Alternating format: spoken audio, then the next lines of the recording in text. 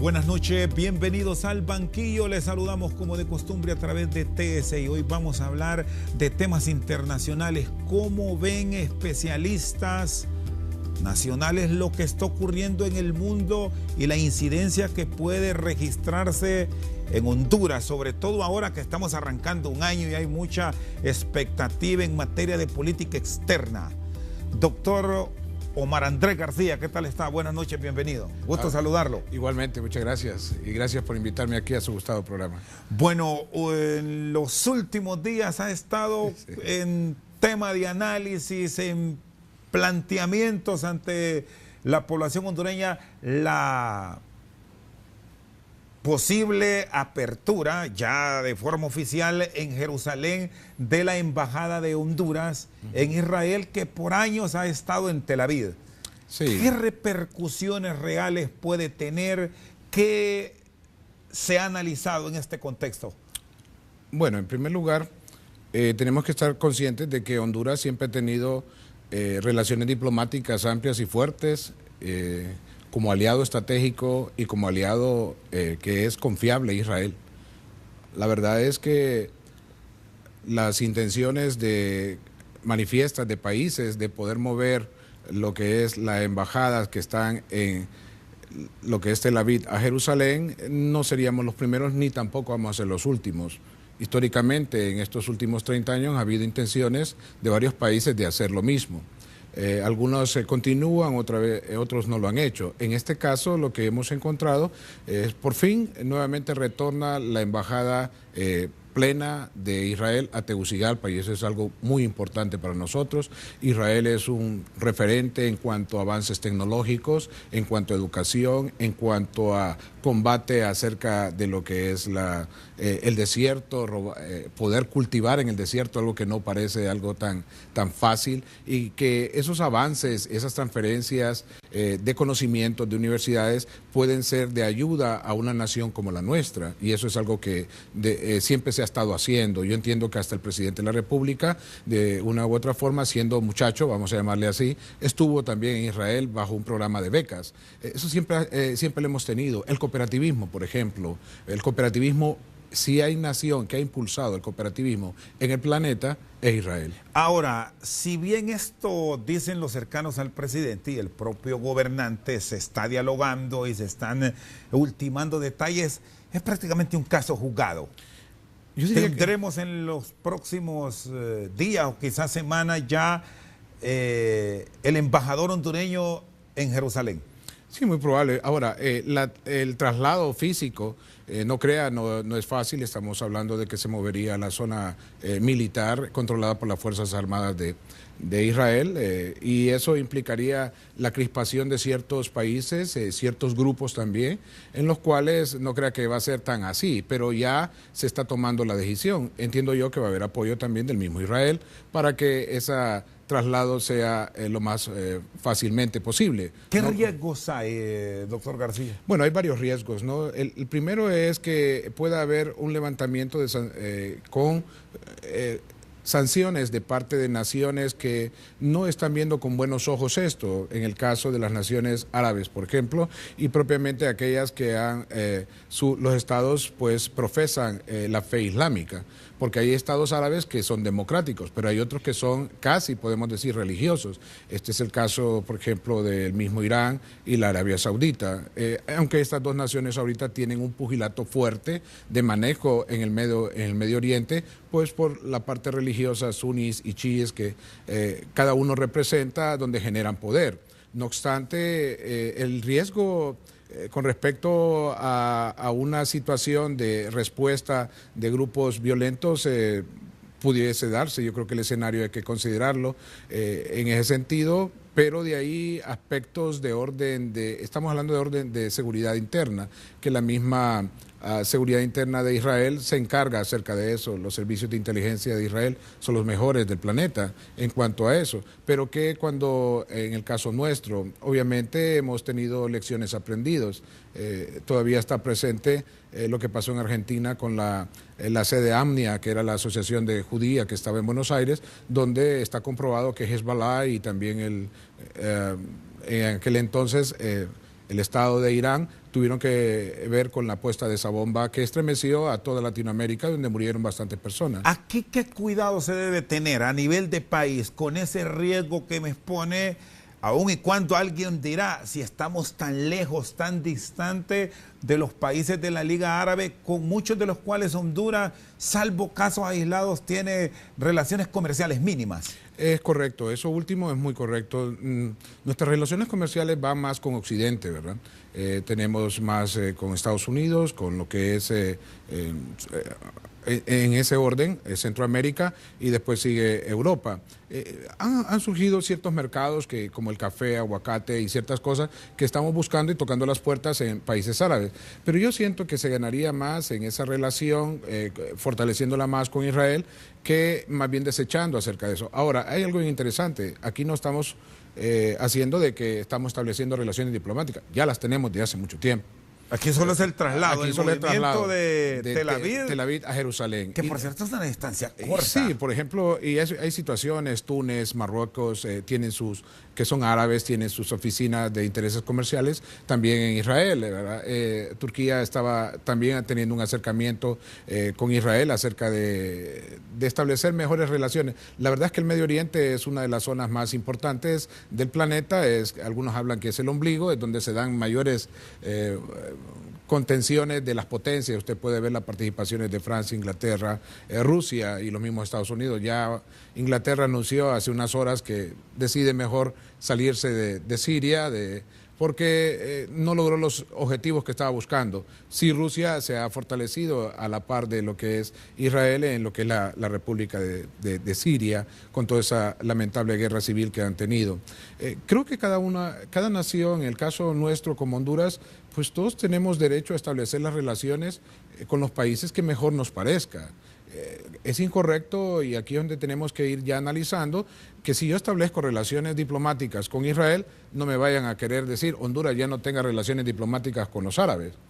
Es como el caso allá también, cuando me dice, si me lo dice Israel, por ejemplo, ¿verdad? Entonces, yo puedo como Honduras establecer relaciones diplomáticas con Israel y con países árabes. ¿Y cómo recibe la comunidad árabe, por cierto, muy numerosa aquí en el país? ¿Crispa esta decisión que se estará rubricando en los próximos días de la administración actual? Sí, lo que hemos observado es dos posiciones. Una que es conciliatoria, de esperar y miremos que se arreglen problemas allá. Más sin embargo, también hemos visto a expositores, por ejemplo, don Elías, pues que ha estado ahí hablando acerca de que debería de considerarse y definitivamente no están de acuerdo. Ahora, yo llamo la atención acá, tanto judíos como árabes, recuerden que son migrantes y vinieron a nuestro país. Este es nuestro país y nosotros como país tenemos derecho a establecer relaciones diplomáticas con otras naciones, y no es bueno que alguien nos imponga, tenga relaciones diplomáticas con este, o si las tiene conmigo no las tenga con este. Entonces, ese es nuestro derecho. Nosotros por principio de derecho internacional, así es. Y entonces ahí tendrán que considerar en esta parte las personas migrantes, tanto judíos como árabes, que vinieron con pasaporte turco, ¿verdad? Por eso les decimos turcos, porque quien dominó después toda esa zona fue Turquía, el Imperio Otomano turco, entonces empezó a dar esos pasaportes a todas estas personas, y bienvenida la inversión judía, bienvenida la inversión árabe a nuestro país. ¿No hay riesgo de ausencias o salidas de capital con esto que estaría tomando Honduras? Ya la hemos tenido de parte de ambos descendientes de estos grupos étnicos. Ellos tienen inversiones importantes fuera del país, ambos. Y eso está comprobado en los seguimientos que se hacen sobre sus inversiones fuera del país. Ya la hemos tenido. Entonces, creo yo que en ese sentido no es que se va a aumentar, simplemente tendrán que tomar decisiones. En el caso nuestro necesitamos educación, necesitamos transferencia tecnológica. Necesitamos que nos ayuden para podernos preparar. Ya para el 2030 Centroamérica va a tener el 8% de sus suelos desérticos. Necesitamos formar profesionales para recuperar y poder esos terrenos secos. Imaginen que tenemos un corredor seco, le llamamos, ¿verdad? ¿Por qué no podemos decir un corredor tropical húmedo? Que sería más fácil de poderlo manejar. pero tenemos eco como que estamos acostumbrándonos a que el país está perdiendo cada vez esa floresta, esa fuerza de recursos que se tienen. Y es importante entonces que esa tecnología podamos nosotros asumirla, pero también es importante transferencias de tecnología en seguridad y en defensa. Es mejor aliado. Cuando usted me habla, doctor García, de la autodeterminación de los pueblos y la decisión soberana del Estado de Honduras, en ese contexto, ¿es mejor aliado en este instante que vive el país Israel que los países árabes?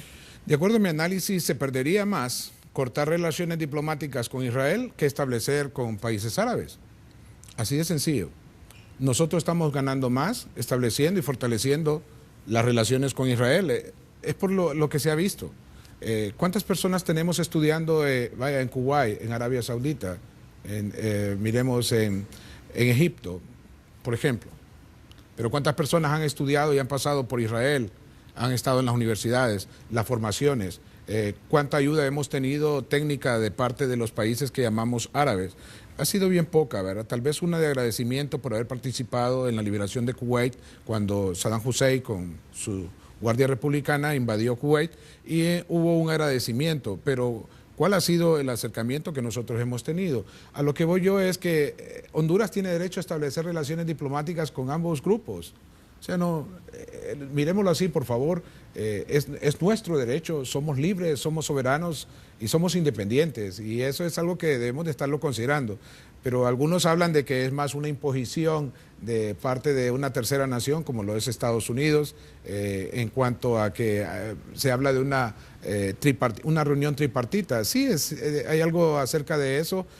Obvio, nosotros tenemos una cercanía con los Estados Unidos. Estados Unidos ha sido un aliado histórico, que ahora ha pasado de aliado histórico a un aliado de análisis de confiabilidad, porque sus políticas externas hacia Honduras han cambiado bastante, son cada vez más condicionantes, más impositivas, y eso de alguna forma no es lo mismo que nos da a nosotros Israel. Israel siempre nos ha tendido la mano, es igual que esta nación de Taiwán. Lo ve más amigo incluso que los propios Estados Unidos en ciertas áreas. En estas condiciones sí.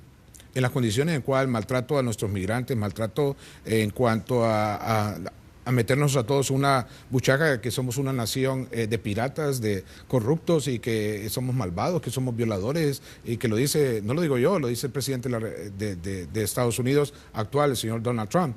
Entonces es una falta de respeto en cuanto a nosotros como nación. Si yo empiezo a decir, bueno, Estados Unidos hasta hace, 80 años está viviendo lo que nosotros estamos viviendo. Antes tenía fiscales corruptos, jueces corruptos, diputados corruptos, senadores corruptos. Y la mafia estaba metida en casi todos los negocios decrecientes en los Estados Unidos hace 80 años. Pero tuvieron, ellos no es una nación que han estado así como desde hace varios años, por centurias, no, hasta hace 100 años Estados Unidos es lo que es. Entonces nosotros también transitamos por ese mismo camino y debe de haber en ese sentido respeto, ¿verdad? En ese sentido no nos parece en lo personal hasta tener una base militar aérea nuestra, como es Palmerola, ¿verdad?, donde se ha recibido a 12 especialidades de Fuerzas Armadas que ahí se están entrenando y operando, ¿verdad? Bajo unas condiciones económicas sumamente, yo podría decir, que los alemanes, que los franceses, que tanto Inglaterra o la misma Europa se reirían de cómo están las condiciones. Y si vamos a hablar de respeto y reciprocidad, ¿por qué no empezar a estudiar la situación de cobrarle a Estados Unidos su presencia en Palmerola? Siguiendo esa forma de tratamiento y reciprocidad que nos está dando el señor Donald Trump, de ser monetarista y todo verlo en función de dinero. Está con nosotros esta noche al banquillo el especialista en temas internacionales Andrés Omar García. Una pausa, en breve continuamos.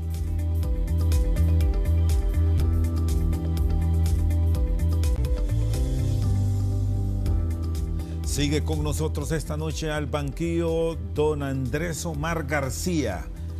¿Cómo está esto de que hay que aplicar medidas a los Estados Unidos, me habla de cobros. Pues sí, si seguimos en el principio de reciprocidad y el tratamiento que nos está dando el actual presidente de los Estados Unidos, creo que en la literatura de reciente llegada se habla ahora de los tromponis o tromponis. Esas formas de decir, esas frases que afectan las decisiones de mercado e inclusive las relaciones diplomáticas. En ese sentido, vemos con una situación de análisis muy profundo que no se está siguiendo la reciprocidad diplomática que estábamos acostumbrados a ver entre Estados Unidos y Honduras, en el sentido de que se nos está tratando muy mal. ¿Y de quién depende decirle a los Estados Unidos, así como ustedes nos exigen en algunas cosas, nosotros también tenemos dignidad y vamos a proceder? Bueno, lo hizo Panamá. ¿Es decisión ejecutiva o debe ser vía Esto es una decisión otro poder del Estado? Tiene que ver con todo, inclusive el Congreso Nacional analiza eso, vemos el Poder Ejecutivo y también... Es decisión de país. Es una decisión de país. Ahora, quien establece la política de relaciones exteriores de todo país, y de acuerdo en el caso de Honduras, que es la Constitución de la República, es el presidente de la República. Bueno, usted conoce mucho de finanzas también. Sí. ¿Cuánto nos entraría? ¿Cuánto podría ingresar a sabiendas de las dificultades económicas que tiene el país por esa presencia en Palmerola? Bueno, ahorita sería difícil establecer. Pero sí puede ingresar plata al país por eso. Debería. Yo diría que eso debemos de considerarse. Debería de considerarse una entrada de plata referente a la presencia norteamericana en nuestro país. ¿Por qué no? Las bases norteamericanas en Alemania pagan. En los Estados Unidos su presencia ahí, en Europa también, en Asia. Solo aquí es que estamos teniendo... ¿Hay algún antecedente en la región? Sí, hay antecedentes. Bueno, antecedentes en la región, podríamos decir inclusive que Estados Unidos tiene diseminado varias bases militares en todo el planeta, ¿verdad? Pero su presencia en función de salida y decisión de pueblo, como estábamos hablando, fue Panamá. Recuerda que Panamá estaba administrado, el Canal de Panamá, o sea, tenemos un país partido por la mitad, con una franja que solo era administración norteamericana, después pasa a administración panameña y hoy tenemos una Panamá orgullosa, por cierto, felicidades, ¿no? En este año 2019 Panamá va a crecer 5.6%, de acuerdo a lo que los mejores crecimientos económicos. Va a ser el mejor crecimiento de Centroamérica. Después va a ir, en el caso de Honduras, 3.3%. Ya vemos ahí Guatemala siguiéndolo de cerca, ya después Costa Rica y El Salvador 2.2, 2.4 y Nicaragua va a crecer un poquito cercano al 2% en este año. ¿Siente que esta decisión de cobrar a los Estados Unidos por su presencia en Palmerola es algo que casi hasta utópico, difícil, por ese, no sé si llamar temor, respeto que se tiene hacia la gran nación del norte? Mire, yo soy un hondureño de concepciones nacionalistas, republicano, ¿no? O sea, me gusta mi República de Honduras. Pero no republicano de la línea Trump. No, me gusta mi República de Honduras. Me gusta mi nacionalidad hondureña. ¿Y por qué no? ¿Por qué no? ¿Y percibe que hay esa voluntad? Debería. Por eso nos tratan como nos están tratando.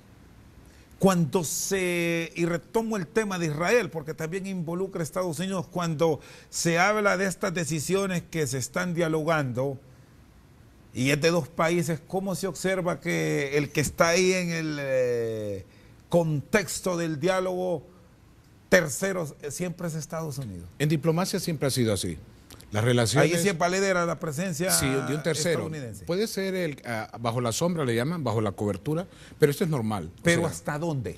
¿Debe haber un límite? Debe haber un límite en ese sentido de hasta dónde esos acuerdos no le afectan a este tercero, cuando este es mayor.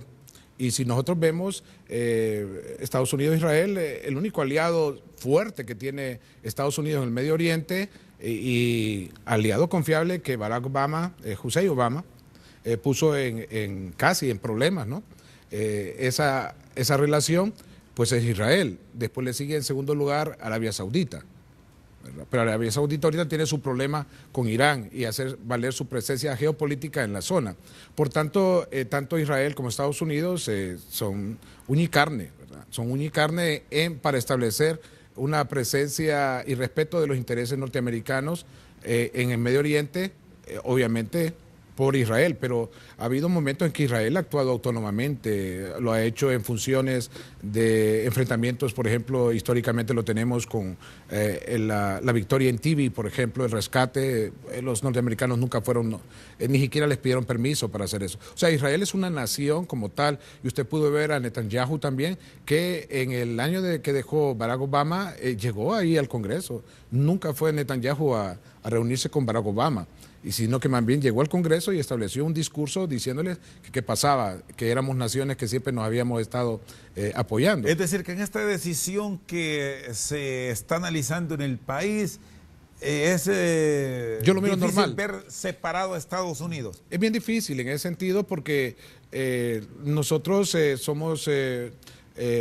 estamos bajo esa órbita, ¿verdad?, de influencia norteamericana. Compramos casi todo lo que consumimos, está en nuestros hogares, pasan por los puertos y aeropuertos de Estados Unidos. Entonces hay una relación comercial bien fuerte. Todo lo que vendemos, por ejemplo, 49 centavos de lo que nosotros exportamos es hacia los mercados norteamericanos. Entonces tenemos una relación estrecha y siempre la parte diplomática va de la manito con la parte comercial.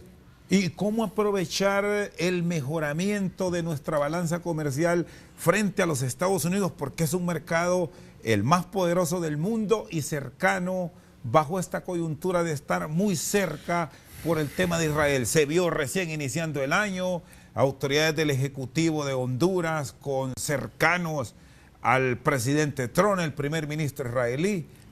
¿Cómo lograr sacar el provecho, pero para bienestar del país, que nos den lo grueso, no migajas? Es que usted está tocando algo muy importante, o sea, la inversión en geopolítica, ¿verdad? Esto es geopolítica. Estamos hablando de intereses geoeconómicos y geoestratégicos, pero también geopolítica.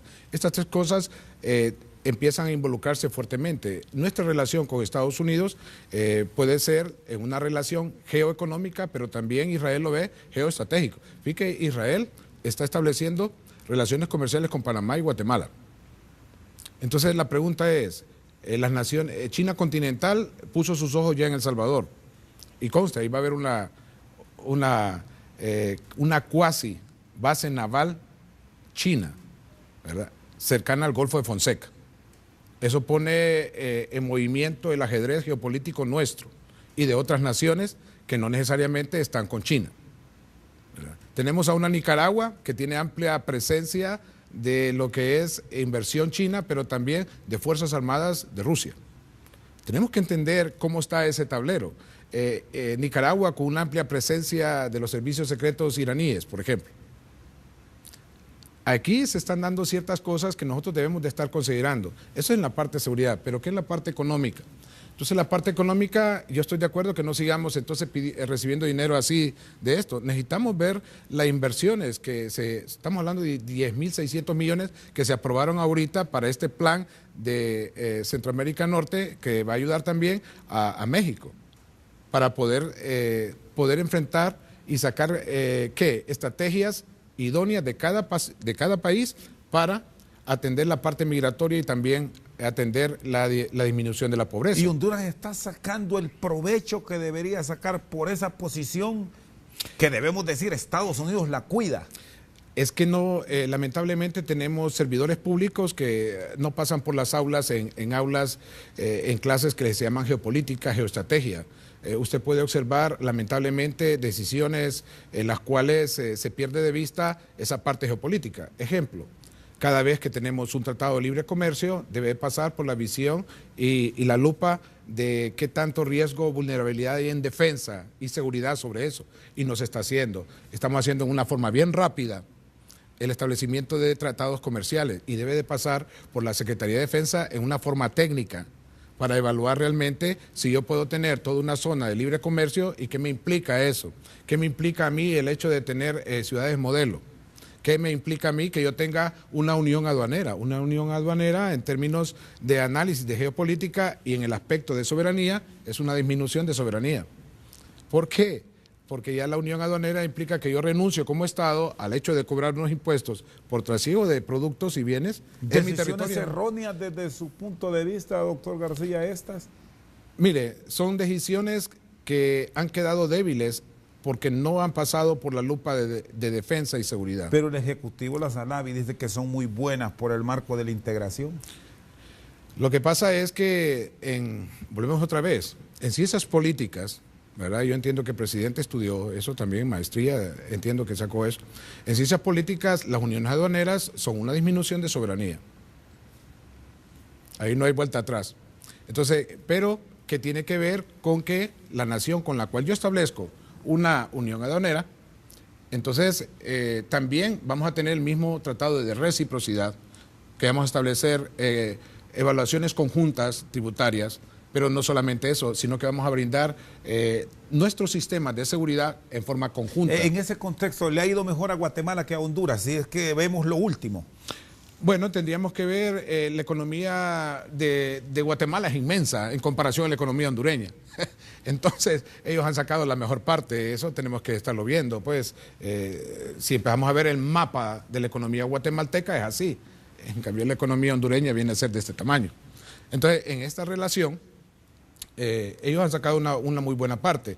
Ahora, fíjese que, volviendo otra vez al caso de los árabes, Guatemala no crea que está tan segura sobre la movilidad de Tel Aviv a Jerusalén, porque tienen un elemento ahí que son el principal productores de cardamomo, y a los países árabes que consumen cardamomo ya le dijeron, si usted mueve eso va a tener un impacto. Entonces parece que está revisando un poquito la decisión de trasladarse allá o no. Está con nosotros esta noche al banquillo el especialista en temas internacionales Omar Andrés García. Pausa, en breve continuamos.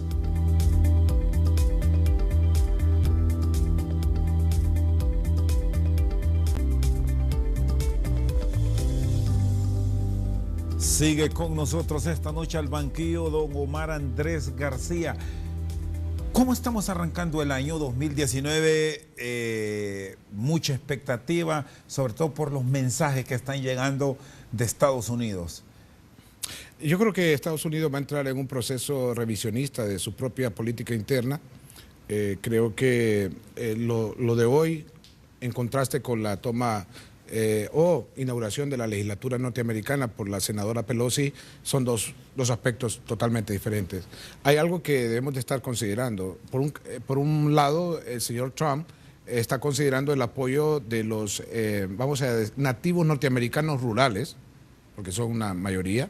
El anglo. Sí, el anglo, el blanco, vamos a llamarle así, ¿verdad? Que él constantemente recibe no tiene idea de la capacidad de la contratación de compañías de opinión pública que le están ofreciendo hasta de cada 12 horas las opiniones públicas referente a.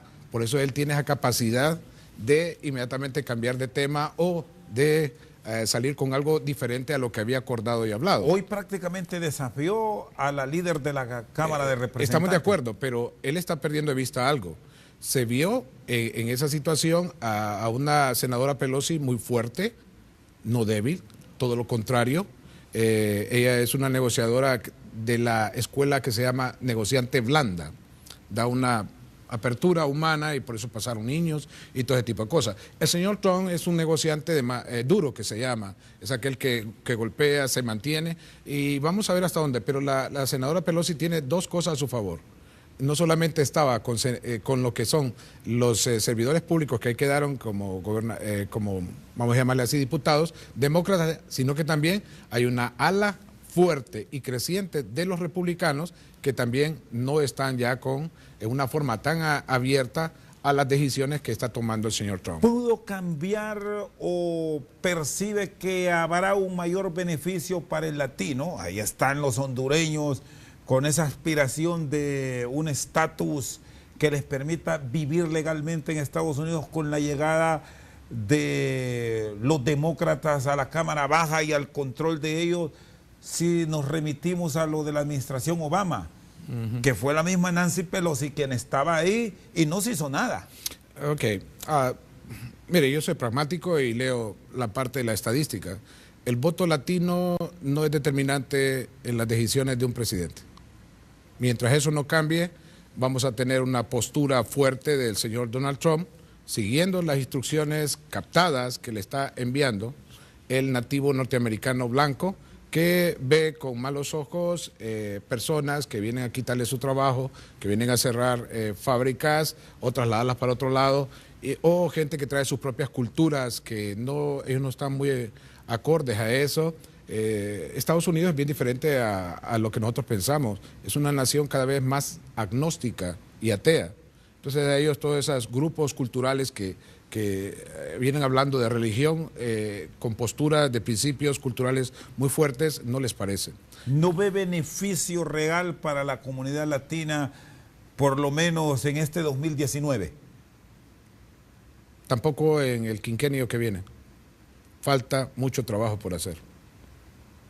¿Cómo debe orientar la política exterior el país para obtener beneficios que le permitan a esa comunidad nuestra en Estados Unidos aspirar a una vida mejor?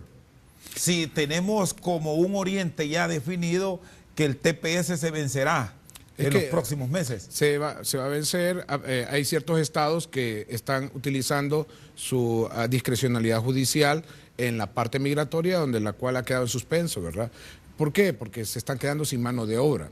Y eso es algo bien importante. Yo creo que Honduras tiene que atender a esta situación de migrantes y caravanas que estamos teniendo.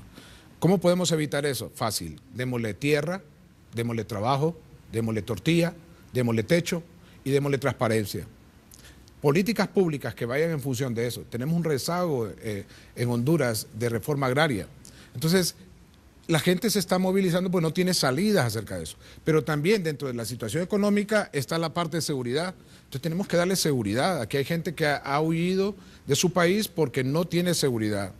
Necesitamos que se le den un empuje a la empresa, a la energía, a lo que es la educación, pero de veras. Los programas que se han implementado en el 2018, cuando el problema que generaron las caravanas, se habló de incentivos, se aprobaron las iniciativas en la Cámara Legislativa para impulsar al pequeño emprendedor.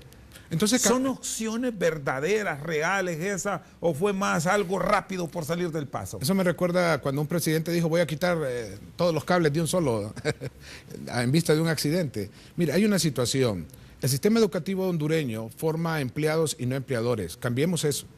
Necesitamos que el sistema educativo forme empleadores o que también le dé la opción al estudiante, estamos hablando de 1.8 millones de personas, que tengan la opción de trabajar para alguien o autoempleo o ser empleadores.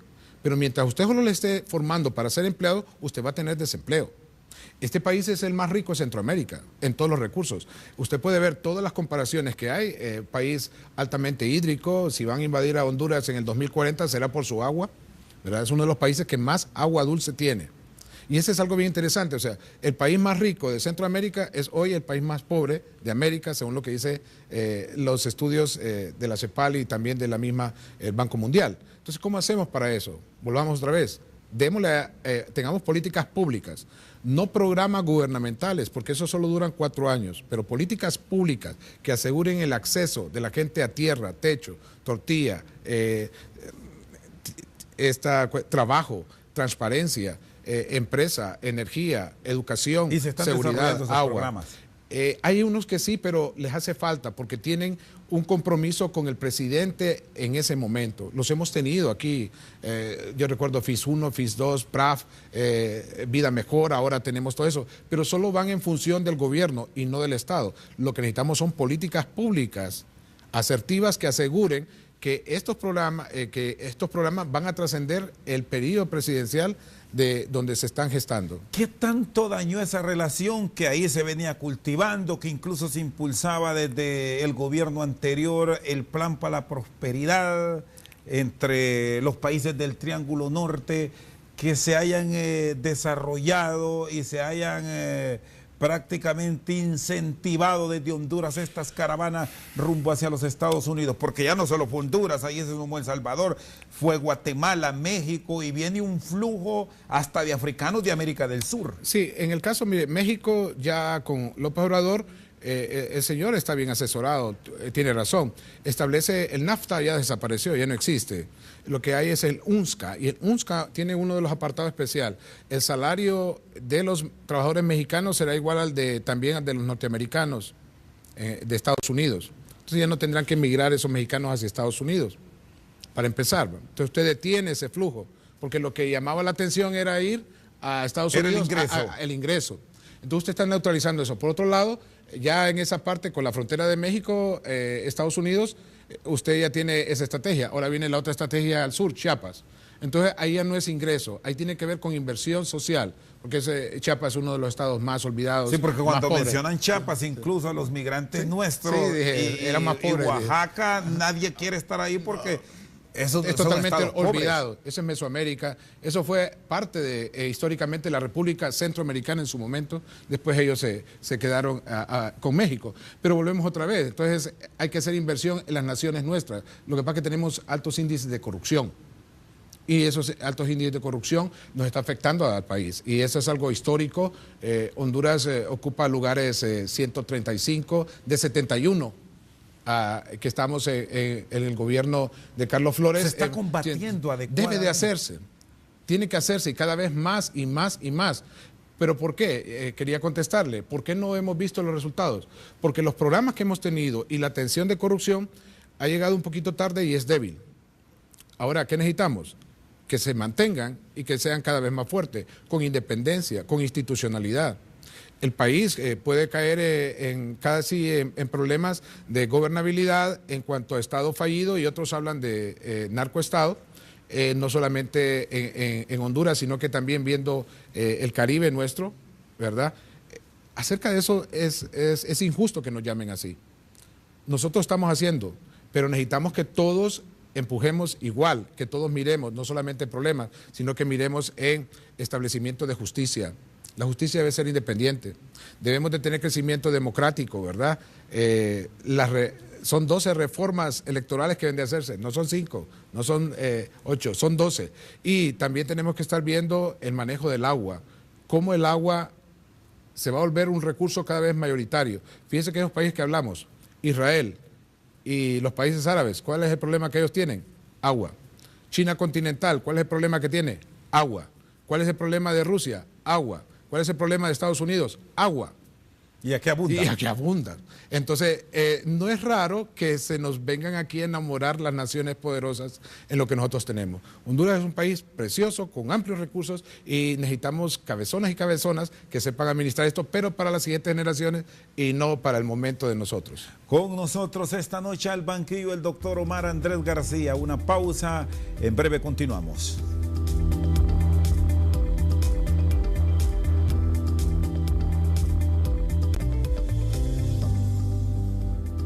Sigue con nosotros esta noche al banquillo el doctor Omar Andrés García, es catedrático universitario en finanzas, es docente en la Universidad de la Defensa hondureña. Brindo la clase de geopolítica y también políticas públicas de Honduras y análisis de amenazas transnacionales. ¿Grosero o realista el gobierno de los Estados Unidos cuando hizo cuestionamientos hacia el país y también a los otros países de la región cuando iban esas caravanas? Ok. Nos dijo ladrones. Él sale aplazado en diplomacia para decir las cosas, porque en diplomacia se pueden decir las cosas. ¿Se le pasó la mano? Lo que pasa es que Trump es Trump. Trump no pasó por ninguna de las formaciones diplomáticas del establishment que hay en Estados Unidos, en Washington.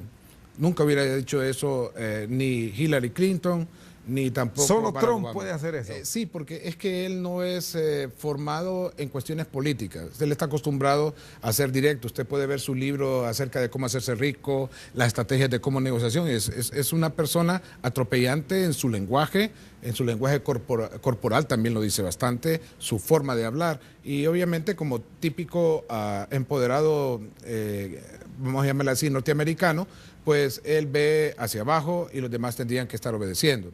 Entonces, en el caso mío, es una situación no de ver qué fue lo que dijo, sino cómo lo dijo, ¿verdad? Entonces, ahí eso no ayuda. Y creo que le está faltando. Si él hubiera pasado por las aulas de formación diplomática, él sabe que hay un principio básico que se enseña en relaciones diplomáticas, que no debemos de transformar los aliados en enemigos. Y él tiene una facilidad para hacer eso. Ha empezado a llamar, a cuestionar las relaciones que se ha tenido históricas con Europa, las relaciones con el mismo Japón, las relaciones con Latinoamérica. Sin embargo, yo llamo la atención acá, vemos una especie de volver a la estrategia de Kissinger, en aquella época de contención, pero nada más que al revés. En aquel momento, Estados Unidos se acercó a China comunista para contener el expansionismo soviético. Y yo lo que estoy viendo ahora con Donald Trump es un acercamiento fuerte con la misma Rusia para poder contener el expansionismo de China continental.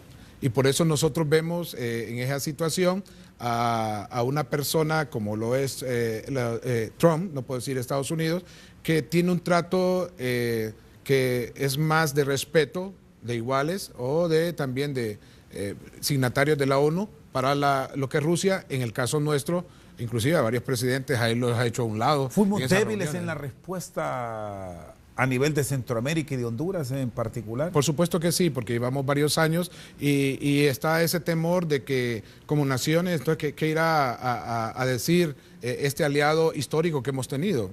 No, lo que debemos de hacer es que aprender a negociar con un negociante duro. Y eso es todo. Entonces, yo enseño seminarios de negociación, los tipos de negociación blanda y también duro. Entonces, usted con un duro tiene que ser duro. Usted no puede estar así en una situación de blando, porque más bien él se va a ir creciendo y él avanza más. En los próximos días se habla de nuevas expediciones. Bueno, incluso se está convocando por redes sociales que van nuevas caravanas. ¿Qué repercusión puede tener? Sobre todo por esa contención que está pidiendo frecuentemente el presidente Trump y muchos otros cercanos de su administración hacia los países de la región. Yo tengo mi propio análisis con respecto a las caravanas. Mire, la primera caravana de octubre, los norteamericanos ya sabían de esa caravana días antes de que nosotros nos despertáramos ese sábado. Ya lo sabían. Y eso ayudó justo en el momento de las elecciones de Trump. Hoy Trump tiene un problema de que no le quieren aprobar su muro. Y ya hablan otra vez de caravana. Entonces está hablando de la caravana, que ahí vienen. Mire, nosotros tenemos que ver que las caravanas son estrategias de hace aproximadamente 15 años. 250 millones de migrantes hay en todo el planeta. Y habíamos visto caravanas fuertes de África hacia Europa, bastante, así como la estamos viendo nosotros. Honduras desde hace 15 años ha empezado a tener a la fecha este tipo de salidas de personas. Siempre se van, siempre se han ido. Ahora se fue en grupo. Claro, porque en México eran secuestrados, eran matados, eran perseguidos, porque tenían que pasar por los territorios de los carteles de los Zetas, Sinaloa, de las Maras y todo ese tipo de cosas. Y ir en grupo es más seguro. Entonces aquí yo llamo la atención y aquí tenemos que estudiar todos bien esto.